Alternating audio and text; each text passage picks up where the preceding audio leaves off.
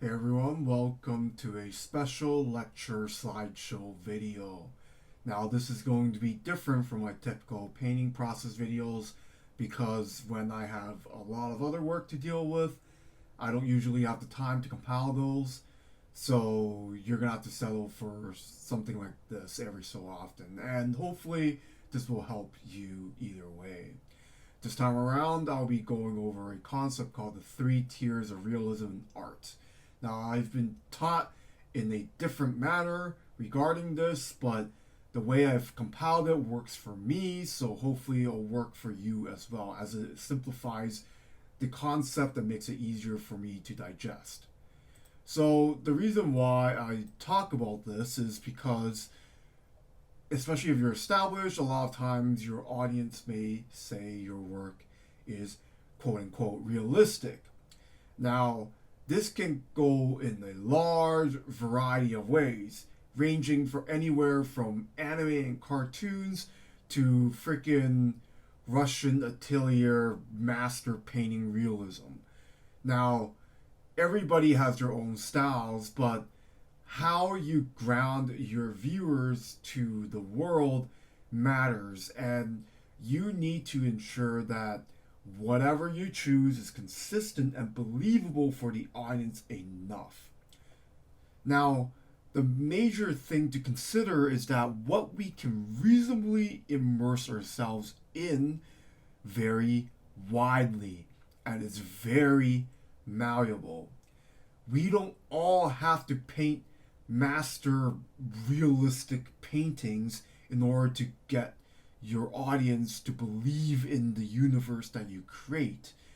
Now, it helps to know the art theory and fundamentals behind realism, but you want to make sure that you borrow and take enough while omitting other things in order to create your own style.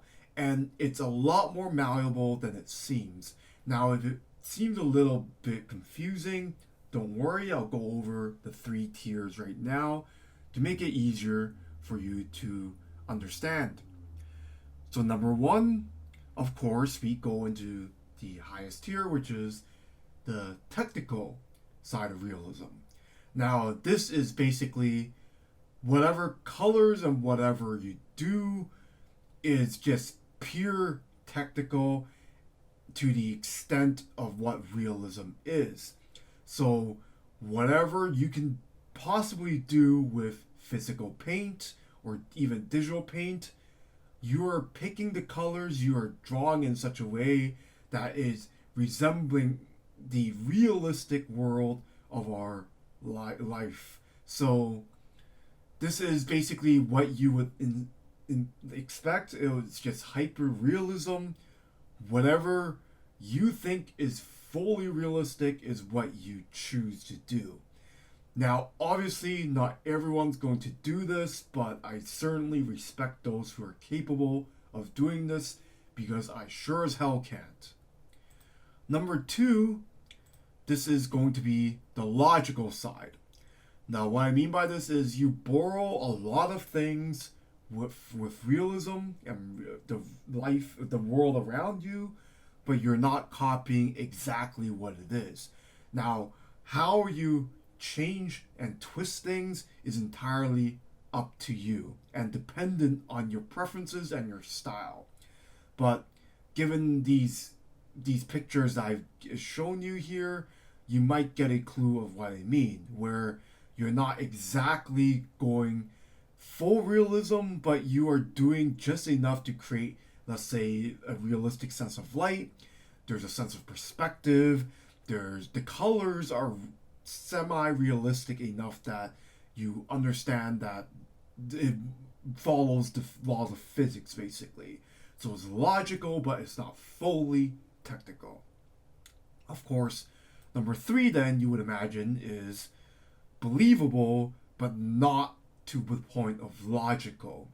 So what I mean by this is, so let's say Mobius and Frank Miller here, you can see that the way their styles worked, they are looking to twist so much that it's no longer that logical. There's going to be things that break the sense of lighting, the sense of color theory, but it's still believable in such a way that they've borrowed from reality. They're not twisting it so much that it's no longer grounded in reality, but it's its own universe. So finding that sweet spot is going to take some mastery, and it's going to take a lot of trial and error. But if you're looking to create this sort of look, you're more than welcome to do so, and you're probably going to have to practice quite a bit, but you'll eventually reach this point. So the important note is that if you're watching this, you're most likely one of those 99% of the artists which will fall between somewhere logical and believable. Chances are you're not doing Russian atelier master realism, okay? We're mostly not going to be trained at that extent where we're capable of pulling it off. So you're probably going to have to hedge for your own skill level. And I'm not saying if you're one of those people who can paint William Bouguereau realism, then all more power to you. But for most of our time period here and artists understanding that there's photography, we understand that we're probably twisting reality to make things more interesting rather than needing to be photocopiers. Now, the reason being is that, of course, what I said, the full technical side of things is too boring, and quite frankly, we're just not going to be good enough to pull it off. So don't try so hard to be so realistic. If there's one lesson for you to understand from this little short lecture is that if you're trying too hard to be realistic, chances are you're either master trained in Russia or China, or you're just trying too hard. And while I do again respect people who do attempt them, if you're not knowing what you're doing, then it's just going to look really fake. I would strongly advise you to avoid trying to pull a super technical style unless you know exactly what you're doing. If you're not Rembrandt, just don't bother. And I mean this in the sincerest way. Learn what people like Rembrandt did, but do your best to maybe not try to be that technical. And it's honestly going to save your sanity in the long run unless you are super passionate into it.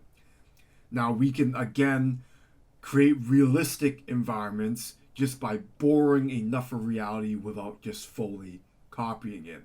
Especially in the age of photography, we don't really need to do it. And honestly, if you're watching this, you're probably filtering all the Russian master painters already. So you're probably going to look to just create a logical or believable type of look to your work. Don't try too hard to copy everything. Now, the major point is that especially if you have a very stylized way of drawing, then don't try to just pick colors that are fully realistic. You have to align everything consistently. So if everything is just on the logical scale of things, then make sure that every decision that you do is around the point of logic rather than being too technical about it. This may seem a little confusing if you're just starting out, but hopefully if you're more in the intermediate side, then this is probably going to make more sense to you. Hopefully that makes sense. Hope you enjoyed this little lecture, and I'll see you next time.